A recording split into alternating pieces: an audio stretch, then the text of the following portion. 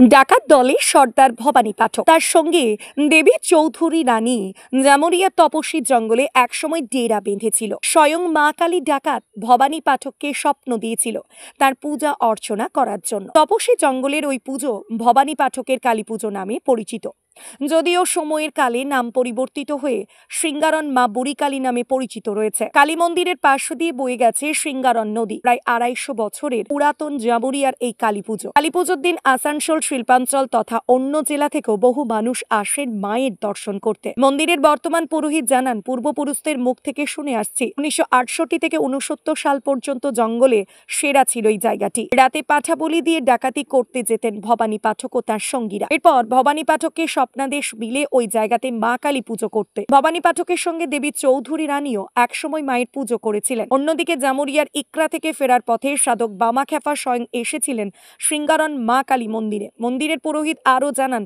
ভবানী পাঠক যেখানে পুজো করছেন সেই জঙ্গল থেকে 3টি পিতলের চোখ, কাঠের পাদুকা এবং 12 হাত লম্বা চুল পাওয়া যায়। পরে ওই সমস্ত জিনিসগুলি ওই স্থানে রেখে একটি বেদি তৈরি করে তার উপর মায়ের মূর্তি প্রতিষ্ঠা করা হয়। তারপর থেকে চলে আসছে সিঙ্গারন মা কালীর পুজো। সিঙ্গারন মা কালীর মন্দিরে বহু অলৌকিক ঘটনা ঘটতে দেখা গিয়েছে। তার মধ্যে যেমন হলো, বেলবাঁধ কয়লা খনিতে যখন আগুন লেগেছিল তখন কয়লা খনির পার্শ্ববর্তী এলাকায় বিশাল ধস নামে, মাটিতে ফাটল ধরে, মাঝে মধ্যে আগুনও বেরোতে দেখা যায়। শুধুমাত্র ধস ও আগুন থেকে এতটুকু আঁচ পড়েনি সিঙ্গারন মা কালীর মন্দিরে। প্রাকৃতিক বিপর্যয় থেকে গ্রামবাসীদের রক্ষা করেছেন সিঙ্গারন মা কালী। মা কালীর পুজোর দিন মহা ধুমধাম করে পূজা অর্চনা করেন বেলবাঁধ, জোরজোনাকি, তাপসী সহ সিঙ্গারন গ্রামবাসীরা।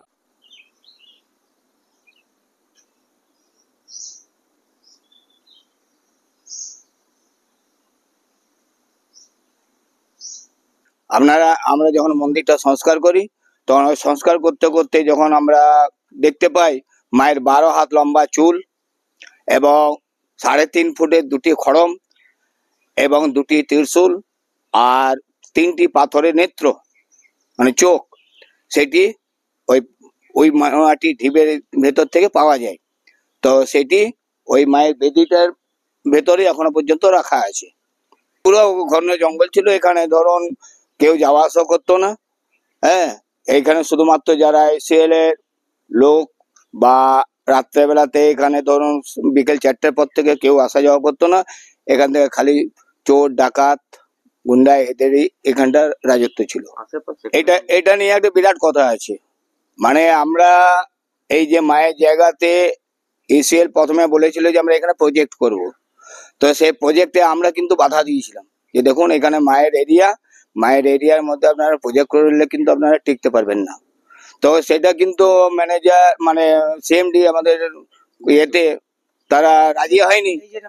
হ্যাঁ, তারা আমাদের কথায় করে তারা নিজের এখানে খনন শুরু করে এমনকি সেই সময় দেখা যায় খনন করতে করতে মানে মন্দিরের চারিদিকে মানে মায়ের মন্দিরের 100 ফুটের দূরে মানে একদম গোল মালার মতন চারিদিকটা আগুন ধরে যায়। হ্যাঁ, আগুন ধরে যায় এবং সেই সময় ওই আগুন নেভাতে কোনো ফায়ার ব্রিগেডও আসেনি বা কোনো কিছুই আসেনি। মা অটোমেটিক যখন ওসিপি বন্ধ হয়ে যায়, মা অটোমেটিক নিজের আগুন নিজে নিভিয়ে নেয়। এই কালী মন্দিরটি আসানসোলের কাছে জামুরিয়া ব্লকের সামনাসামনি সিঙ্গারন কালী মন্দির, বেলবাঁধ কলিয়ারির নিকট অবস্থিত। এখানে প্রায় 300 থেকে 350 বছর ধরে পুজো হচ্ছে। প্রথম পুজো করেছিলেন ভবানী পাঠক। দেবী চৌধুরানীর এখানে যোগাযোগ ছিল, উনি দুর্গাপুর থেকে এখানে আসতেন। তখন নাকি শোনা যায় যে ইংরেজ সরকারের বিরুদ্ধে লড়াই চালাতেন ভবানী পাঠক। তিনি তার অপারেশন কাজ এখানে চালাতেন এবং ইংরেজদের ধন সম্পত্তি লুট করে তিনি গরিবদের মধ্যে এগুলো বিলি করতেন। আর এখানে বামদেব এসছেন, উনি ইকড়ার জমিদার বাড়িতে এসছিলেন। তখন নাকি উনি চাকদোলা মোড় থেকে পায়ে হেঁটে এই কালী মন্দিরে এসছিলেন এবং এখানে উনি পুজো করে গেছেন। কাজেই এই জায়গাটি বিখ্যাত। এখানে প্রচুর লোকের সমাগম হয়, কালী পুজোয় মেলা বসে এবং প্রচুর জনসমাগম ঘটে।